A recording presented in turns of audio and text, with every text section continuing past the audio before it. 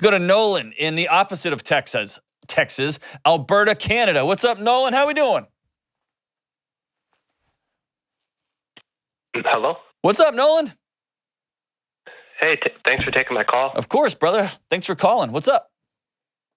So my mom is getting remarried this May. Okay. And I'm not sure how I should be handling this because I want to be happy for her. Uh-huh. But the situation's kind of bothering me. So tell me about it. So my parents separated almost 11 years ago. Okay. And I was 12 at the time. And I'm 23 now. And my mom has been with this guy for 3 years. Mm-hmm. And prior to that, she was single for 7 years. And now she's going to be marrying this guy. And he's a really nice guy. But I've come to realize that this is kind of the peak of my parents never getting back together. So that's a common story that kids tell themselves is it may work out again, especially as there's a little bit of space between the divorce, the actual pain of the divorce, and not the pain goes forever, that the proceedings of the divorce, and then parents start being more civil and they even become friends again. And there's always this running narrative that maybe they're going to get back together. Oh, man, that's hard. So it sounds like your mom was stayed single long enough for her to be able to dote on you until you left the house. Is that about right? Yeah, that is correct. Wow, what a noble woman. Loneliness is brutal. It is brutal. Tell me about your relationship with your dad. My relationship with my dad is we're kind of close in some areas, but we don't have deep conversations together. Okay, how come? Well, we've never been able to kind of form that bond after the separation. Why'd they get separated? Why'd they get divorced? So my dad, he had an affair with somebody that I knew. And your mom said, I'm out? Well, it was my dad's choice to leave because he had his eyes on this other woman instead of my mom. Are they still together? No, my dad is not together with that woman, but he has somebody else now, and they are engaged. Okay. Oh, man. I don't know if anyone's ever told you this. They probably have, and I don't know if you believed them. That divorce wasn't your fault, Nolan. You believe me when I say that? Yeah, many people have told me that, and I want to believe it, but sometimes it's hard. I know. And there's a 12-year-old in there that's still trying to figure out what in the world you did to split them up. And I hate that for you. Yeah. Because it wasn't on you. And there's part of you wondering with everybody you date and everybody you go out with, when's it going to come? When are they going to leave you?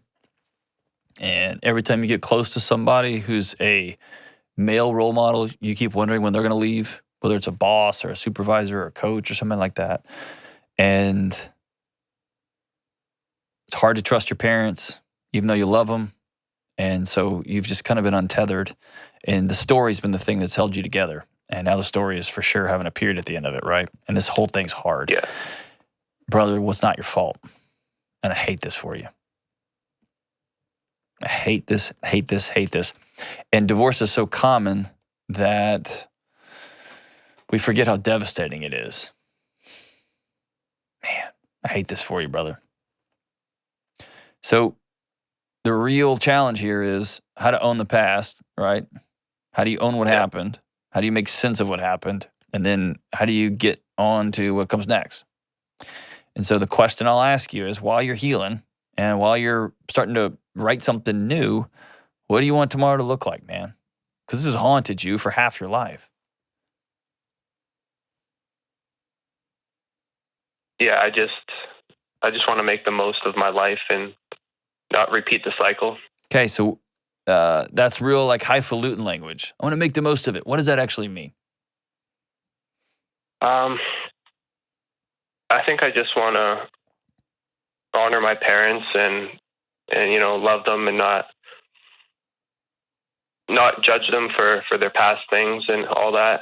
And I want to have a good relationship with my family. Okay. And I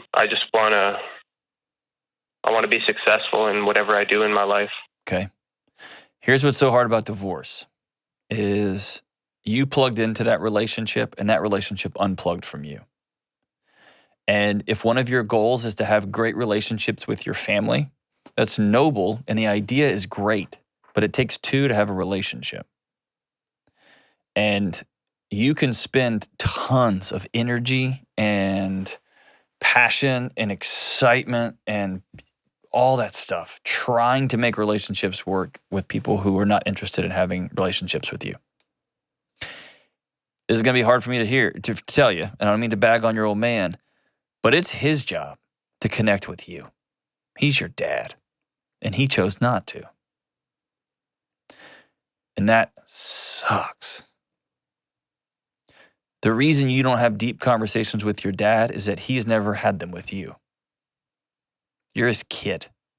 It's his job to set up an environment where you feel safe enough to talk to him, where you feel safe enough to challenge him, to ask him hard questions, to push him on things, him to push you on things, him to ask you hard questions, him to call you and say, what are you doing? Why are you wearing that? Those are only true and noble and accountable conversations if there's a relational context. And most kids go their whole life asking themselves, what did I do to my dad that was so bad that he couldn't give me that? And that's why it's so important for you to hear me say, that wasn't on you, man. And you've got to make peace with the fact that relationship may never happen because of him, because he chose for it not to be. You still respect him, you still honor him, you don't talk crap about him, you move on with your life. But at some point, you have to stop beating yourself up over a relationship that wasn't yours to hold on to. It was his. Do you believe me when I say that? Yeah, I do believe that. And that's hard. I know it's hard. So let me paint you a picture of what the other side of this can look like. Your father dishonored your mom. And then instead of healing that dishonor, he bolted, he left. He took off on her, left her high and dry, alone. And he left you. You got brothers and sisters? Yeah, I have 2 younger brothers. Yeah, he bailed on his 3 boys. And mom duct taped that thing together. Your mom's pretty awesome? Yeah, she's great. Yeah. She's probably not perfect. That's hard. The amount of loss and trauma and then raising 3 knucklehead boys is hard, right? I can only imagine that. And then here she is. And so if you can wrap your head around this hard concept, your parents' marriage is not a reflection of you. Them not getting back together is not the signal that ultimately you failed because you had nothing to do with their relationship. You can be devastated. You can be heartbroken. You can be like pissed off. All those things are good. All things are right. All those things are noble. It's how you act on the back end of those things. And so what your mom looks like is she took a long route and she doubled down on you guys and she finally said, I'm not going to be lonely anymore. And she found, as you put him, a great guy, a good guy, which is incredible. I would begin honoring that. And hear me say this. The discomfort you have in honoring that doesn't mean it's wrong. Doesn't mean that it's that you're going to feel like you're betraying your dad. I want you to put that nonsense down. You're not betraying your dad. You're loving your mom. And this guy who's going to take care of your mom, he's a good man. He sounds like he's a good guy. He is going to give your mom peace, and he's going to give your mom connection. And he better not cheat on your mom, right? He's going to be the guy that stepped in that gap that your father left. And here's what I would recommend you do. And if you've listened to the show, I've said 1,000 times, I would write your dad a letter that you're never going to send him and tell him everything. How heartbroken you are, how hard you tried. Ask him why he never connected with you. Ask him what was so bad about his son that he left him. What was so bad about those little brothers that he just took off on him? And then I want you to write your 12-year-old self a letter. and say, "Dear 12-year-old me, remember the house you grew up in, remember that house, remember the school you were at." Talk about some of those details to help to bring that memory back. And then I want you to let that kid off the hook and say, "Hey, you've been fighting for me for 12 years now.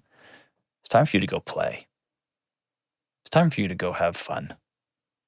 Because you got dragged into an adult fist fight and you were not prepared for that fight." So when I say those things, Nolan, like does that ring true to you, or does that sound like hogwash? No, that rings true for sure. Okay. Write those 2 letters, and then here's your 3rd letter. Okay, here's your 3rd homework assignment. That letter to your dad may be 3 paragraphs. It may be 25 pages. Okay? A letter to yourself may be 5 paragraphs. It may be 25 pages. Let that stuff go. And you may want to talk to that little boy a couple of times because he's been fighting for you for a long time. And then the last letter I want you to write that you're going to actually send is to your mom. And I want you to tell her how brave you think she is, how strong you think she is, that this new marriage is going to be hard, but that you are in her corner and you love her, and you're going to try to love this new guy, and you're going to respect him, and that you're going to ask for her to be graceful with you because the whole thing is kind of weird, but you are fully in. You're in mama's corner just like she's been in yours. I want you to wrap your head around that, write that letter, and then actually send that one. But a big chunk of that is to thank your mom. Thank her for sticking around when dad bailed. Thanks for raising you 3 little crazy kids, for making sure y'all had food and clothes, and for never walking out on you. Because mom took the hard path. Does that sound good? Yeah, sounds good.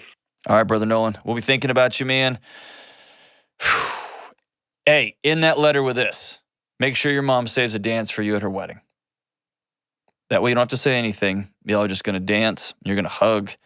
You're going to put your big old 23-year-old head on her little bitty shoulder. And y'all are going to dance like you haven't danced in about 10 or 15 years. You're worth that dance. She's worth that dance.